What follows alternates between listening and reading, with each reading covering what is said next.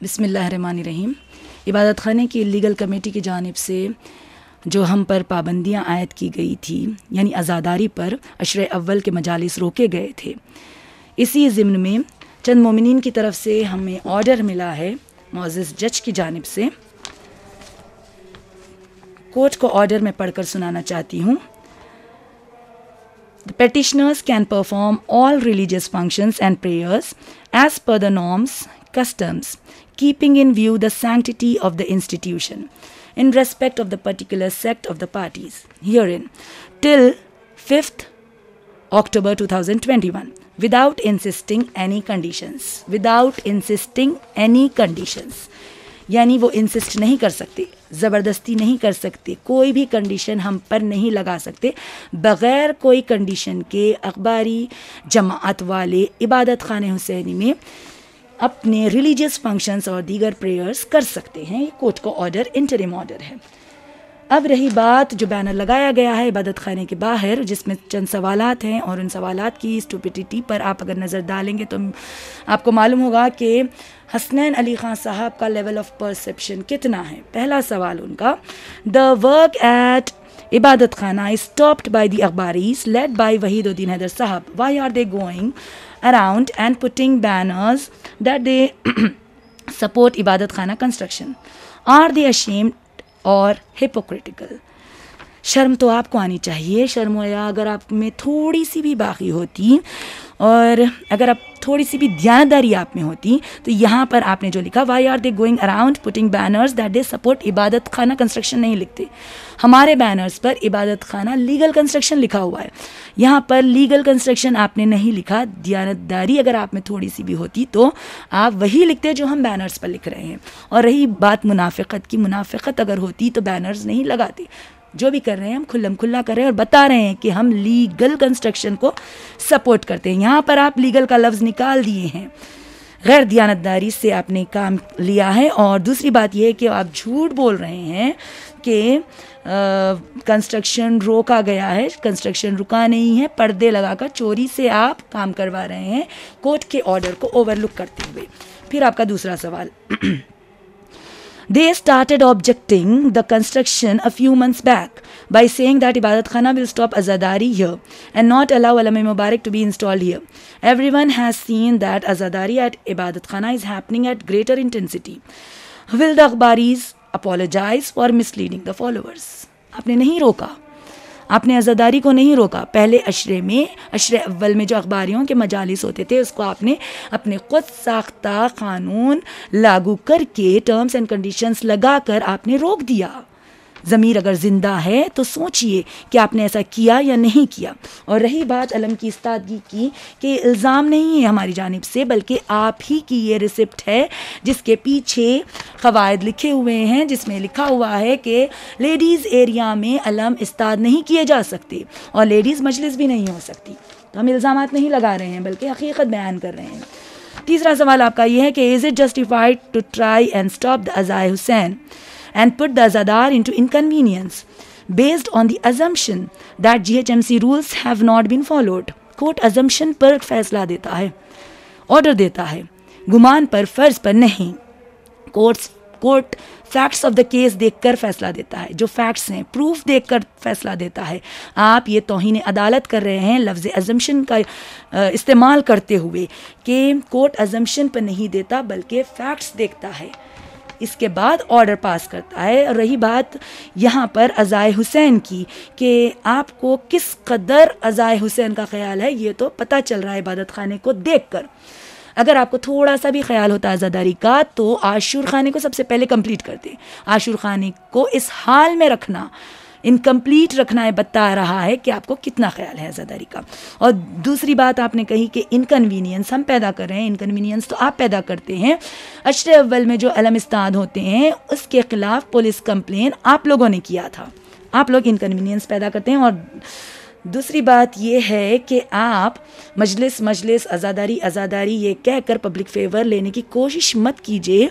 आपका प्लान जो आपने सबमिट किया है वहाँ पर वक्फ बोर्ड में, उसमें लफ्ज़ मॉस्क लिखना बता रहा है कि आपको आज़ादारी का कितना ख्याल है। फिर आपका चौथा सवाल, If you value GHMC rules more than Azai Hussain, why didn't you follow them when you were constructing your house? Why is there no permission, no setback, illegal floor for your house? ये आपका सवाल है. सबसे पहली बात तो अगर आपको इतना आज़ादारी का ख्याल था तो फिर आप लीगल कंस्ट्रक्शन करते, लीगल करवा कर हर काम लीगली करते आप, लेकिन आपको आज़ादारी का ख्याल नहीं है. और दूसरी बात जो आप ये कह रहे हैं कि no permission, no setback, illegal floor है, ये आप प्रूफ दीजिए, साबित कीजिए. बयानबाजी से कुछ नहीं होने वाला है, प्रूफ दीजिए. जिस वक्त हो रहा था उसी वक्त आपको चाहिए था कंप्लेन करना. ये इल्ज़ाम है, परमिशन नहीं है, इलीगल फ्लोर है, सेटबैक नहीं है, ये सारे के सारे इल्ज़ाम हैं, आप प्रूफ नहीं कर सकते. 5वां सवाल आपका, is it allowed to dig a borewell on footpath on government land and use that water to do wuzu? पहले आप सही मालूमात हासिल कीजिए, इसके बाद नुक्ताचीनी कीजिए, वरना बार बार आपको शर्मिंदा होना पड़ेगा. हसनैन अली खान साहब, आपको मालूम होना चाहिए कि जो बोरवेल डिग की गई है वो गवर्नमेंट की जानिब से सबील और आशुखाने के लिए सैंक्शन की गई है. अब जो बोरवेल इबादत खाने के बाहर थी, जो हैंडपम्प था, उसे निकाल कर मोटर फिट करके उसमें पाइप्स फिट करके इबादत खाने में उसका कनेक्शन देना और वही पानी इस्तेमाल करना, कौन से मुज्तहिद का फतवा है कि ये जायज़ है? किसी मुज्तहिद से आपने फतवा मंगा लिया है क्या ऐसा? और दूसरी बात यह है कि वो जो गेट आप लगाए हैं, जहाँ पर लॉक डाल कर आप रखते हैं, जो ज़मीन है वो इबादत खाने की ज़मीन नहीं है, वो गवर्नमेंट की ज़मीन है जिस पर आप नाजायज़ तौर पर काबिज़ होकर बैठे हैं. आप प्लीज़ प्लान चेक कीजिए इबादत खाने का. 6वां सवाल आपका, you have said that lands merged into इबादत खाना आर नॉट वक्फ yet. We know that the process of वक्फ is a slow one. Would anyone merge their lands into a waqf property if they don't have the intention to do waqf? Intention तो कुछ भी हो सकता है, land grabbing का भी हो सकता है, वही दिख रहा है हमें, बल्कि दिख नहीं रहा है, हकीकत है.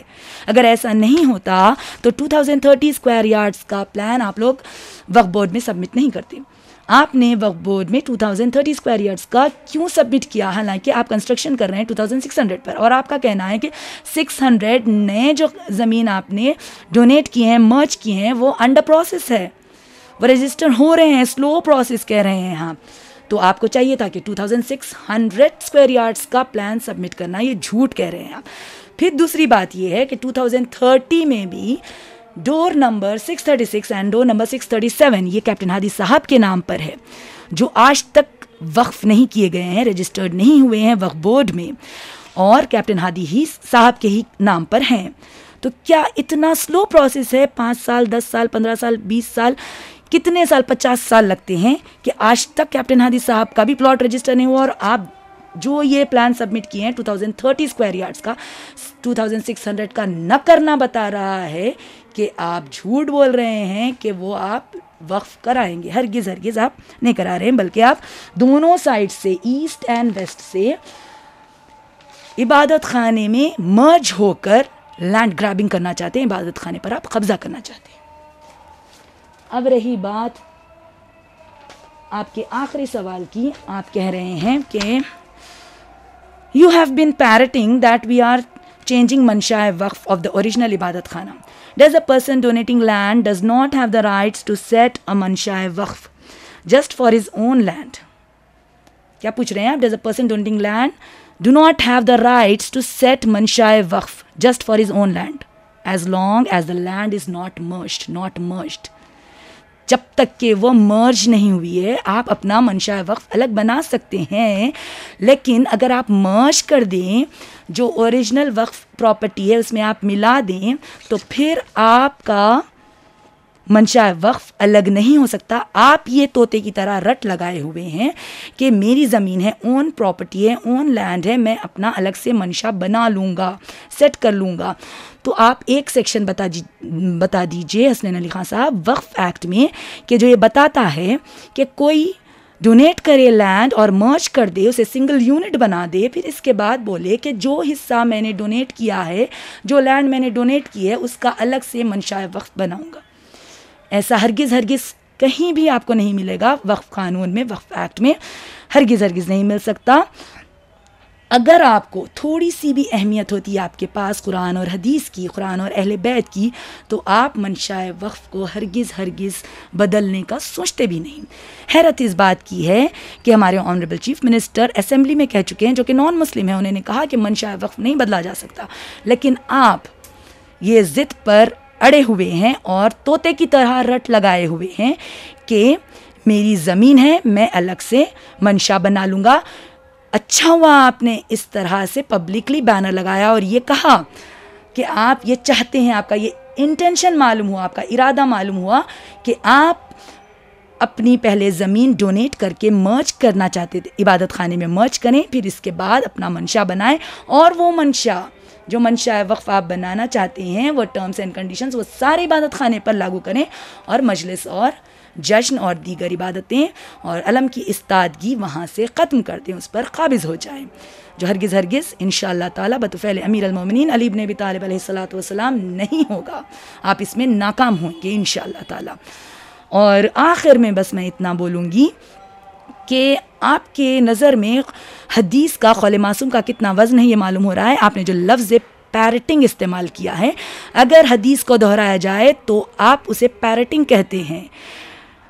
हदीस है कि मंशाए वक्फ को नहीं बदला जा सकता, वो हम बोल रहे हैं, बोलते रहेंगे, बार बार दोहराते रहेंगे। आप उसके लिए कुछ भी वर्ड इस्तेमाल कर लें, मंशाए वक्फ नहीं बदला जा सकता, मंशाए वक्फ को हरगिज़ नहीं चेंज किया जा सकता, मंशाए वक्फ तब्दील नहीं हो सकता। ये कौल मासूम है, आप इख्तियार है इसको माने या ना माने, और अगर ना माने तो दीन से आप खारिज हो जाएंगे। अल्लाहुम्मा सल्ली अला मुहम्मदिन व आले मुहम्मद।